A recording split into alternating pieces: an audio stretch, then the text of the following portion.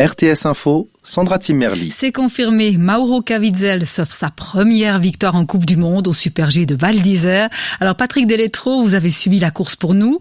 Le Grison s'impose finalement avec 10 centièmes d'avance sur le Norvégien, dont le nom est un vrai bonheur à prononcer. Allez, je me lance, Adrian Smith-Sejersted.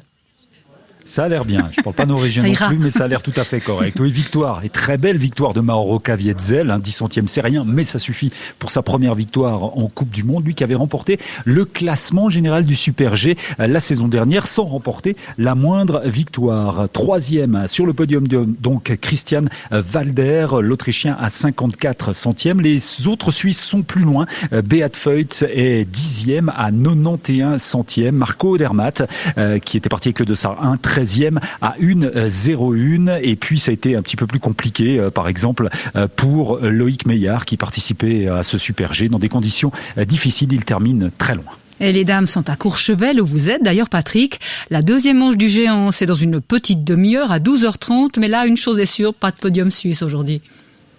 Ah non, ou alors ce serait un véritable miracle. Michel Guizine est 9e de la première manche, couru aussi dans des conditions difficiles, de la neige, du brouillard, mais elle compte 1 seconde 73 de retard sur Petra Vlhova, la Slovaque, dominatrice de ce début de saison. Marta Bassino est 2e, Michaela Schifrin 3e. Pour les autres Suissesses, donc on a Guizine 9e, 11e Wendy Holdener à 1,83 et 15e Lara Gut-Berami à 2 secondes 28. Ce sont les 3 Suissesses qualifiées pour la deuxième manche. Merci Patrick Deletro. Et des échos de cette deuxième manche, bien sûr, tout à l'heure, en direct dans le 12h30.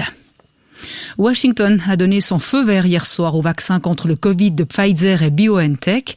Les États-Unis deviennent ainsi le 6e pays à approuver le vaccin de l'alliance américano-allemande après le Royaume-Uni, le Canada, Bahreïn, l'Arabie Saoudite et le Mexique. L'agence européenne du médicament devrait-elle rendre son verdict d'ici fin décembre. Aujourd'hui, notre pays a réalisé un miracle médical, s'est félicité Donald Trump dans une courte vidéo publiée sur Twitter. Les injections devraient commencer dans moins de 24 heures, a promis le président américain.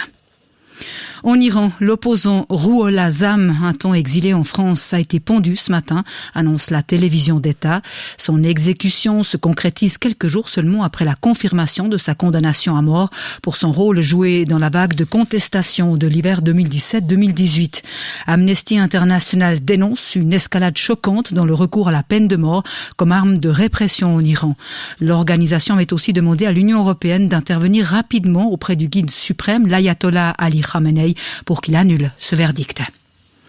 L'accord de Paris pour le climat, c'était il y a 5 ans. Aujourd'hui, des dizaines de chefs d'État et de gouvernement, mais aussi des représentants d'entreprises, de la société civile et de peuples indigènes participent à un sommet organisé par les Nations Unies, le Royaume-Uni et la France en partenariat avec le Chili et l'Italie. Pandémie oblige, les Angela Merkel, Emmanuel Macron ou encore le président chinois Xi Jinping, pour ne citer qu'eux, se réuniront de manière virtuelle pour essayer de relancer la lutte contre le réchauffement climatique.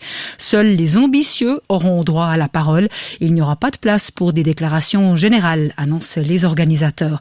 Parmi les absents, le Brésil et l'Australie, dont les objectifs ont été jugés insuffisants. D'importants bouchons ce matin à la frontière suisse à Pontarlier, en cause d'une grève du zèle des policiers français en réaction aux récents propos d'Emmanuel Macron.